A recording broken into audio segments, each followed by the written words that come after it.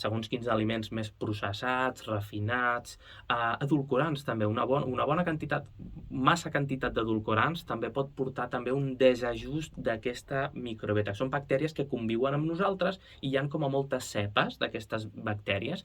Llavors la combinació d'elles, si estan entre elles, són com comunitats, no? I si es porten bé entre elles, doncs genial, el nostre cos anirà bé.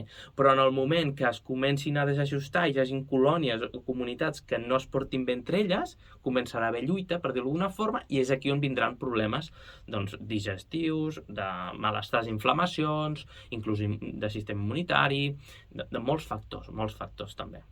Llavors també és un tema interessant i que, per exemple, amb probiòtics, en aquest cas el iogurt o el kèfir, com a base podria ser una bona opció, però si està ja molt desajustada aquesta microbiota, no hi haurà quantitat suficient per molts iogurts o kèfir. Llavors potser t'hauràs de prendre uns probiòtics per restablir aquesta flora. Val? Però d'entrada, si la persona més o menys està bé i fent uns bons hàbits, doncs anar prenent aquests aliments també podrien ser també saludables.